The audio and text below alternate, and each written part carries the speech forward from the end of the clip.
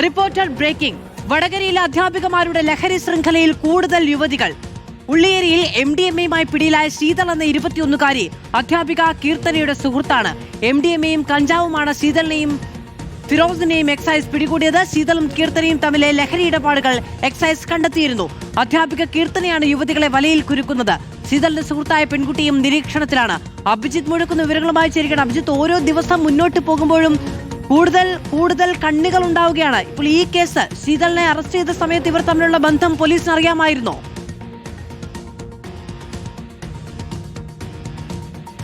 Madhu, ശീതളിനെ arrest ചെയ്യുന്നത് excise ആണ്. എക്സൈസിന് ഈ വിവരങ്ങളൊക്കെ ലഭിച്ചിരുന്നു എന്നാണ് നമ്മൾ മനസ്സിലാക്കുന്നത്. അതായത് എക്സൈസിന്റെയും പോലീസിന്റെയും പരിശോധന ലഹരിക്കെതിരെ വലിയ രീതിയിൽ നടക്കുന്നുണ്ട്.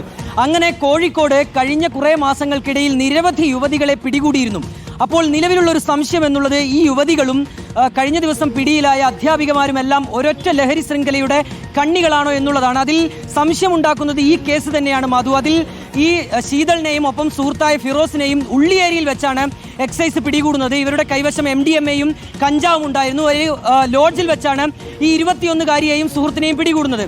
അങ്ങനെ പിടികൂടിയപ്പോൾ എക്സൈസിന് ലഭിച്ച വിവരങ്ങളാണിത്. അതായത് ഈ അധ്യാപികയായ കീർത്തനയും ശീതളും സുഹൃത്തുക്കളാണ്.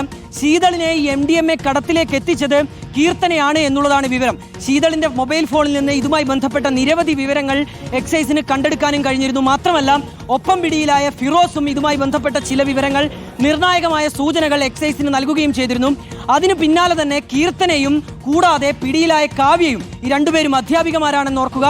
ഇവർ രണ്ടുപേരും എക്സൈസിന്റെ നിരീക്ഷണത്തിലായിരുന്നു. മാത്രമല്ല, ഈ ശീതളിന്റെ ഒരു സുഹൃത്ത്, ഇവർ മംഗലൂരുവിൽ വെച്ച് ഒരുമിച്ച് പഠിച്ചതാണ്. അങ്ങനെ ഈ ശീതളിന്റെ ഒരു സുഹൃത്തു കൂടി എക്സൈസിന്റെ നിരീക്ഷണത്തിൽ ഉണ്ടായിരുന്നു എന്നാണ് നമ്മൾ ഈ ഘട്ടത്തിൽ മനസ്സിലാക്കുന്നത്.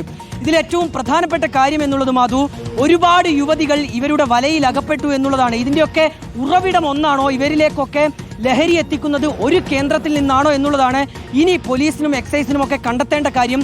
അതിൽ ഈ യുവതികളെയൊക്കെ ഈ ലഹരിയിലേക്ക് അടുപ്പിക്കുന്നത് കീർത്തനയാണ് എന്നുള്ളത് തന്നെയാണ് നിലവിലിപ്പോൾ കണ്ടെത്തിയിട്ടുള്ള കാര്യം. ഈ കാവ്യയെ ലഹരി സംഘത്തിലേക്ക് കൊണ്ടുവരുന്നതും ലഹരി ഇടപാടുകളുടെ ഒക്കെ ഭാഗമാക്കുന്നതും കീർത്തനയായിരുന്നു. മാത്രമല്ല, നീഷ്മയെയും ലഹരിയിലേക്ക് അടുപ്പിച്ചത് കീർത്തനയാണ് എന്നുള്ളതാണ് നിലവിലെ കണ്ടെത്തൽ. ഏതായാലും അധ്യാപകർ എന്നുള്ള മറ ഉപയോഗിച്ചുകൊണ്ട് ഇങ്ങനെ കൂടുതൽ യുവതികളെ, പെൺകുട്ടികളെയൊക്കെ ലഹരിയിലേക്ക് എത്തിക്കാൻ കീർത്തന ശ്രമിച്ചിരുന്നു. അതിന്റെ തെളിവുകൾ കൂടിയാണ് ഇപ്പോൾ പുറത്തു വരുന്നത്. ഇനി അതിലേക്ക് കൂടി പോലീസ് കടക്കുന്നു എന്നുള്ളതാണ്. ഈ ഒരുപാട് കേസുകൾ ഞാൻ സൂചിപ്പിച്ചതുപോലെ തന്നെ പോലീസിന്റെയും എക്സൈസിന്റെയും പക്കലുണ്ട്.